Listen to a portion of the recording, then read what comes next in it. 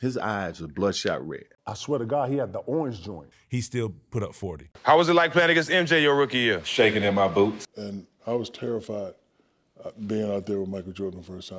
Michael Jordan was one of the most fearsome NBA players of all time, not just because of his skill, athletic abilities, and dominance, but because of his ruthless mentality and unshakable confidence. He didn't just aim to win, he wanted to break his opponents mentally and physically until they had no choice but to respect his greatness. From the moment he stepped on the court, MJ demanded fear. His trash talk was relentless, his work ethic unmatched, and his ability to take even the smallest slight and turn it into a personal mission was downright terrifying. Players knew that if they challenged Jordan, even unintentionally, he would make them pay in the worst way possible. Whether it was dropping 50 on a rival, silencing a trash talker, or reminding an all-star who the real top dog of the league was. Jordan's presence alone struck fear into even the best of the best. Some tried to stand up to him, most failed. Because when you faced Michael Jordan, you weren't just playing basketball, you were stepping into a battle where only one man was walking away victorious. And more often than not, that man was MJ. So I'm going to show you a collection of 15 NBA legends who were terrified of Michael Jordan,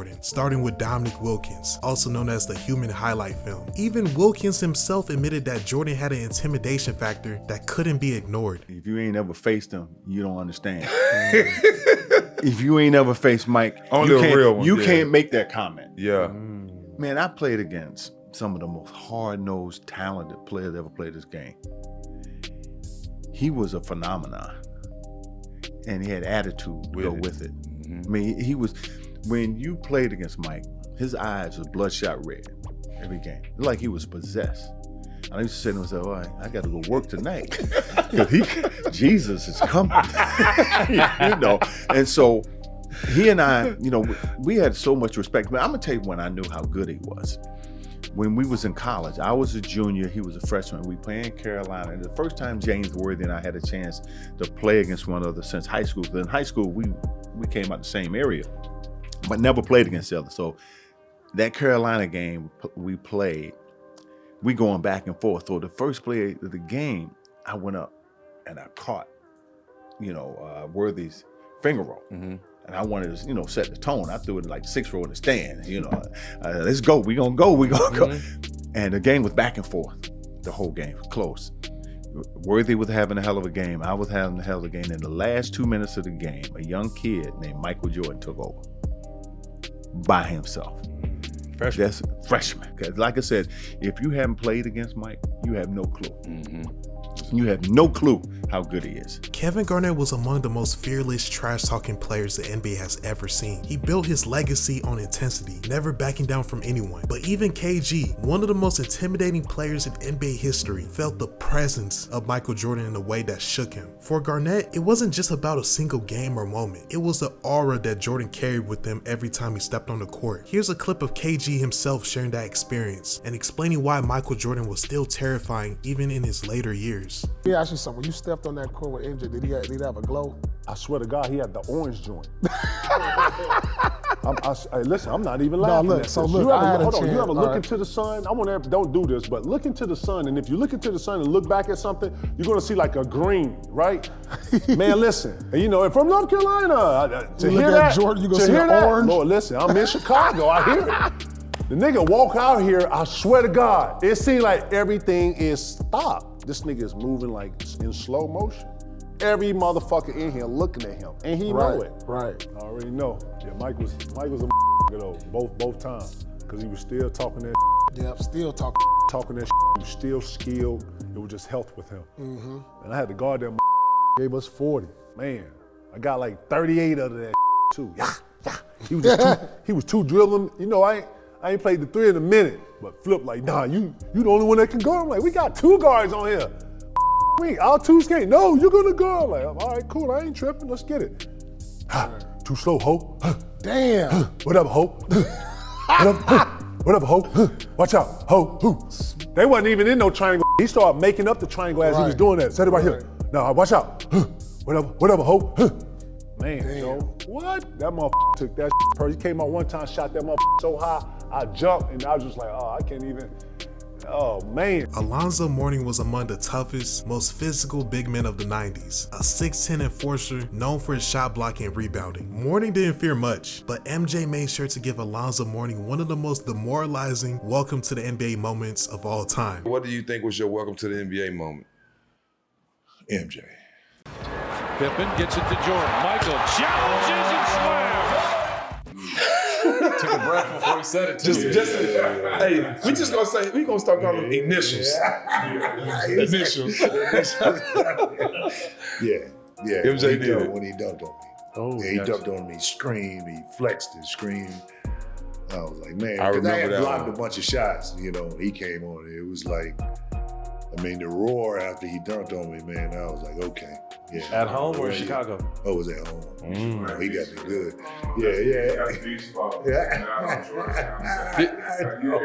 No, I'm blaming Kendall Gill for that.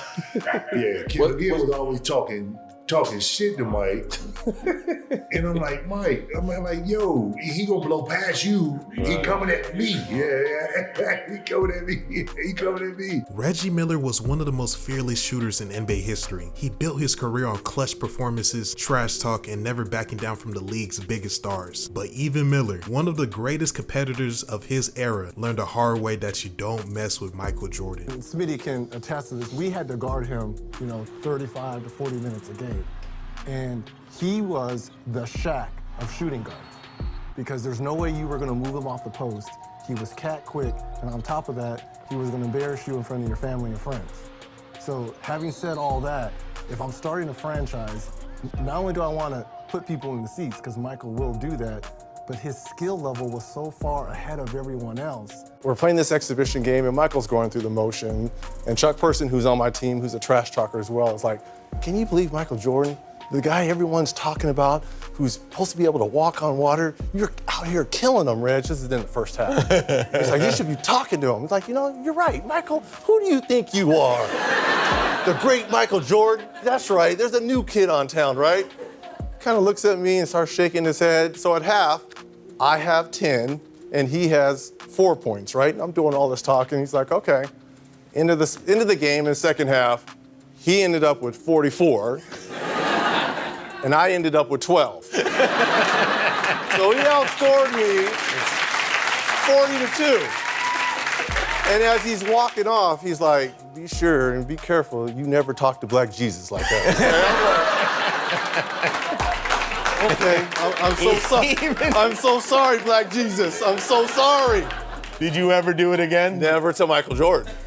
Never to Michael. John Stockton was one of the most composed, intelligent, and skilled point guards in NBA history. Pinpoint passing and elite basketball IQ. Stockton was the definition of poise. No matter the situation, his expression rarely changed. But even Stockton, a player who thrived on precision, discipline, and mental toughness, found himself overwhelmed by the relentless, almost terrifying competitive nature of Michael Jordan, and didn't even know this goes beyond basketball. My experiences, playing ping pong with him at the Olympics, nothing's a joke for him. He wants to win. He wants to win big, and in some ways, I think he wants it to hurt because that way it discourages you moving forward to want to do it. So, it's certainly a huge driving force for him, and one of the reasons why he's probably as successful as he's been. Yeah, he's arguably the best competitor in any sport ever. It may be over the top even. If you're sitting here talking like this, there'd be a competition over space. I played ping pong with him once. Who won? Oh, he did. Yeah, it was close at the Olympics. And what amazed me about that was the vigor in which he sought the victory. We're just kind of, we're sitting in the room, there's kids all around, we're just kind of batting it around, and it was on really quickly. And he was on a mission. And that's the way he approached everything. He sought that it's not negativity. He sought that edge in every part of his life, which separates him, frankly. Ray Allen is one of the greatest shooters in NBA history, known for his deadly three-point shot and smooth game. He was never the type to back down from competition. But even Allen, a player who thrived on big moments, learned firsthand what it meant to face Michael Jordan, and he got it early in his rookie year. Was he mean to you? No, he wasn't. He actually killed me slowly, and yeah, he would comment to the coach, he's actually doing a great job out here, and meanwhile he's pouring in 45. Wait, he's talking to your coaches? Yeah, I remember Chris Ford. He's yelling at me. Chris Ford's yelling the whole time. He's like, "Rookie, get in front of him! Get in front of him!" And I'm fronting him on the post, and MJ just kind of slowly glides across the floor, and he gets the ball and shakes and scores. And I did everything the game plan said, and then there's a break in action. We're sitting there, and Chris Ford is just down there just hammering me, and MJ was like, he's doing a great job, coach. He's actually doing a great job. Meanwhile, he's got 45 on the books. So I was like, yeah. Did you think that Mike didn't want you taken out because he had 45 in the books? Like he wanted you to guard it? No, I honestly believe that he didn't think that anybody could stop him. He could score whenever he wanted to score, wherever he wanted to score. So it didn't matter what I did out on the floor. He was going to get his touches. He was going to get his points. Vince Carter was one of the most electrifying players in NBA history. Known as half man, half amazing, he was the most dominant dunker of his era, combined with his elite scoring ability. By the early 2000s, he was well on his way to superstardom. But when Carter finally got the chance to face his idol, Michael Jordan, reality hit him hard. Despite MJ being years past his prime, Carter found himself completely locked down by the very player he grew up idolizing. He wasn't shocked. First person that bust your ass when you got to the NBA. I played against MJ. Yeah. Like, hello. He was I mean, at 40, 39, 38, 39. So, wait, no, he's 38 or 40. One of them don't matter right there. He still put up 40. Yeah. Like he was, for me, you get that chance to play against MJ as a young boy, go at him. Yeah. I had my best half and couldn't score in the second half. For real. Like, it don't get any better than that. Shaquille O'Neal was one of the most physically dominant forces the NBA had ever seen. At 7'1" and over 300 pounds, he overwhelmed opponents with sheer power, destroying defenders, breaking backboards, and imposing his will in the paint. Shaq didn't fear many players. In fact, he was the one most players feared. But even Shaq, the most unstoppable big man of his era, felt a sense of fear and intimidation when facing a prime Michael Jordan. Mike went baseline and did some and threw it under the rim and laid it in and all this. I was like, this is really real. Like you said, like sitting in high school and college watching that, and then when he does it to you, I was like, oh my God, it's crazy. What is it like just being on the floor with him, man? I don't know what God looks like. It's like seeing God. Really? Yeah, because I went to a couple NBA games and as a youngster, wasn't really impressed. San Antonio watching David Robinson. David Robinson impressed me a little bit, but the stuff that he did on TV and then you see it in real life, he's like, oh my God, it's really real. Like he came at me like one of the first players of the game, and in my mind, I was like, I'm not getting dunked on. So I tried to meet him early, slid by me, I bumped him, and he still did that, and he laid it up and the crowd went crazy. I was like this guy is real. But it also gave me confidence because he was killing us. He was killing Nick and those guys. The statute of limitations up. I was terrified out there. Were you really? Yeah. You just got a MJ? Yeah. You gave For him how 20? long? For how long? Right when you took the floor? Oh, the whole game. Because one, he's the greatest player. Two, I was worried about him dunking on me and have to go back and, face the fellas. And then three, he was just so hot. I was like, man, this dude, like, the stuff that I saw when I was in college on TV is just like really real. I was terrified. I mean, but when I got the ball and saw those bums they had playing me, I was gonna go to work. Bums. Say NBA Come on, players, brother. bums. Come on. You hear what I said? NBA But players. anyway, like just watching them out there, I was terrified. Tracy McGrady was one of the most gifted scorers and pure talents the NBA had ever seen. With his 6'8" frame, smooth handles, elite shot making, and effortless athleticism, he was a nightmare matchup for defenders. But even McGrady admitted that just seeing Jordan on the other side of the court was intimidating. How was it like playing against MJ your rookie year? Shaking in my boots. First time, shaking in the first time I had to guard. I'm like, yo, man, first of all, let me go back. 1997, MJ them in the playoffs. I think they played against the Hawks, right? I'm at the game, playoff game. Bruh, I got an opportunity to go in the back by the locker room after the game. So I'm standing back there. I'm 17 years old, kid. I've never been around NBA players like this, or even, I've never been around somebody like MJ. So I'm standing back there, kid, and Pitt Pip comes out, all these players start coming out. Mike comes around that corner. Bruh, I ain't gonna lie to you. The man had a glow, bro. I swear, Mike, dog, that shit is real. I believe it. That shit is real. Hey, KG said the same thing. You just feel his energy. He don't say shit. You feel that energy. I'm not joking, That's bro. Black It's Jesus, real. man, I'm telling Bro, you. Mike came out, I was like, damn, bro.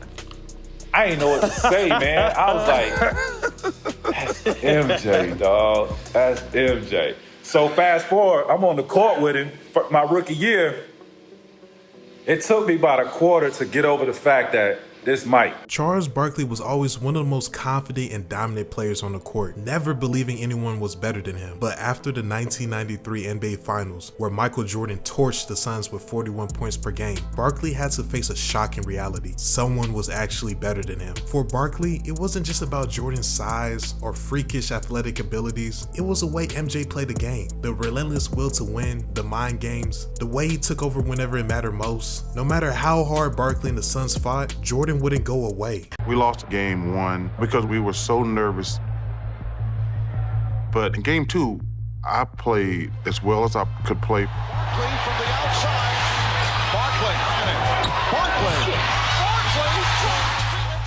And Michael just outplayed me. That was probably the first time in my life that I felt like there was a better basketball player in the world than me, to be honest with you.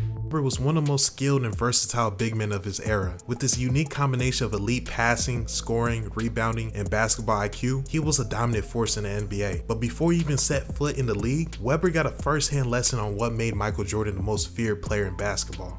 Who was the scariest motherfucker in that gym that Jordan. the young guys were like? Jordan.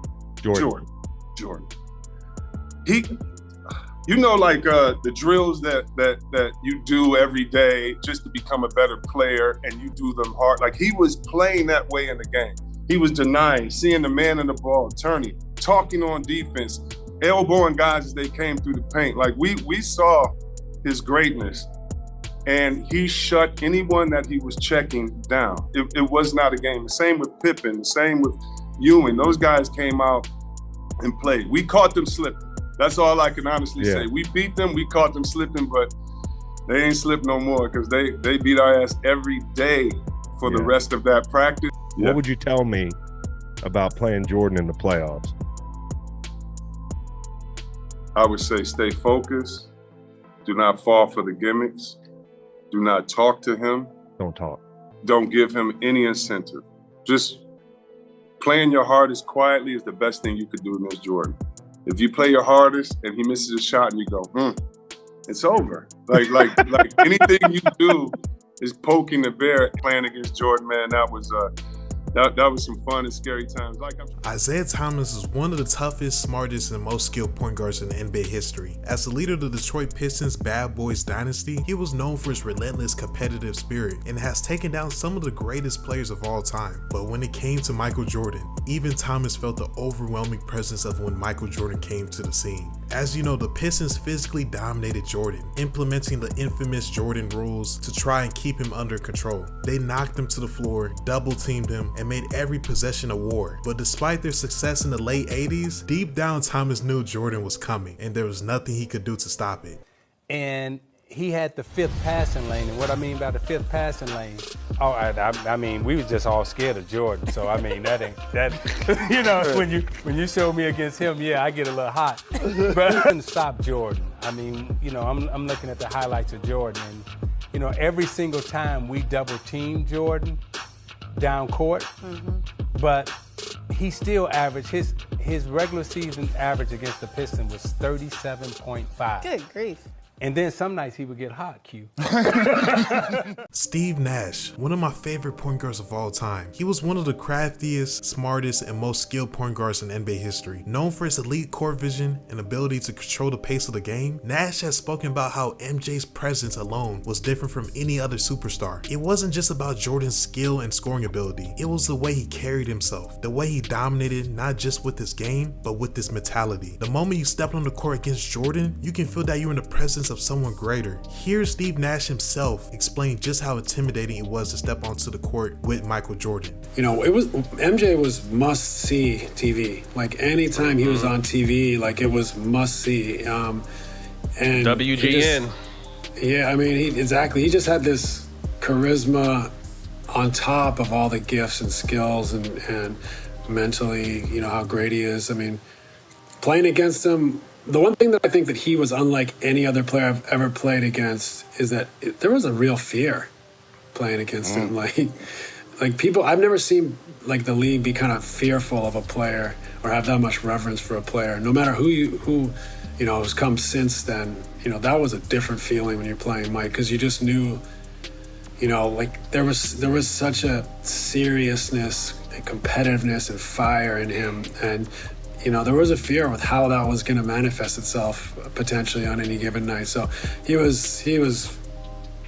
I mean, where do you want to start and where do you want to finish with him? He was everything. Dennis Rodman was one of the most fearless, toughest, and most relentless players in NBA history. Known for his elite defense, unmatched rebounding, and the physical, no-nonsense playstyle, he thrived on getting to opponents' heads and never backing down from a challenge. But when it came to Michael Jordan, even Rodman had to prepare himself for a nightmare matchup. Rodman knew that going up against MJ meant constant battles, exhausting mind games, and a war for every possession. He respected Jordan not just for his skill, but for his unbreakable mentality. And now you're going to hear firsthand just how much Rodman respected and feared the challenge of facing Michael Jordan. It's hard to keep that guy under 30 points. It was hard, man. He was that good, man. You guys had what they called the Jordan rules. We came up with that saying with Jordan, because this is what Chuck was saying. If Michael goes to the basket, put his ass on the ground. And I put his ass, because you know, once he up there, you know, you gotta hit him. You gotta hit him. I mean, every time he went to the basket, we hit him and stuff like that. So, like I said, I give that guy a lot of credit, man. I mean, like these players today, man, they don't really respect how tough it was to play in that era. You know how tough it is when you have to go to the basket, get your teeth knocked out, go to the basket, get your head knocked off, and then go to the basket and be on the ground and stuff like that, and all of a sudden, nobody wants to pick you up. They don't understand that stuff, how we played. And guess what, though? That's why I call Michael the greatest basketball player ever, because he got his ass handed to him a lot. Because we hit him, man. So Jordan was tough. Jordan even said, he said, I had to get back in the weight room. I had to go to the weight room because of Detroit. And the final legend on this list is none other than Allen Iverson, better known as the Answer. Iverson was one of the most fearless competitors the NBA had ever seen, taking on giants without hesitation. But even he admitted that Michael Jordan's presence was something entirely different. Iverson never shied away from going at Jordan physically, but the first time he faced him, it wasn't just another game. It was a surreal, almost overwhelming experience that left him shaken, standing on the same court as his childhood idol. MJ wasn't just a legend, he was a force you could feel. And I looked at him, and for the first time in my life, a human being didn't look real to me. You know what I mean? Like, I don't know if y'all watch the Chappelle show, but he talk about a certain incident where he seen somebody seen Rick James. And like, I literally seen his aura. Like it looked like he was glowing. Was y'all at the All-Star game where they honored us with the top 75? No. Okay. Just me being This is great. Just me being there, like, this the greatest feeling that I had when I was there in the room. When you got the older legendary guys, they want to meet you. Right. You know what I mean? Like, they want to meet you. And then, you know, you talking about, you know, it's an honor and this, that, and the third to meet you. And they saying the same thing to you, man. I always wanted to meet you. And, you know, and that it was flattering. Yes, it was. You know, to be in a room where you with the best, the cream of the crop. But I remember, man, and I'll never forget it. He showed up to the joint. And I just remember the reaction from everybody else. All the other, 74. You know what I mean? All the other 74. And I remember the reaction from them. You know what I mean? Like, I was looking at it like, yo, this man is the man for real, man. I'm still the same guy, 49 years old. If I was to see him today, like, I would still be nervous. I would still not know what to say. I would still stutter. I would still, you know, just like that 8-year-old kid that fell in love with him. He's just different than everybody else, you know, that I've ever seen in my life. And I know it's gonna always be like that. So guys, I hope you enjoyed the video and tell me who your favorite legend story on this list was. So make sure you like, share, subscribe, and until next time.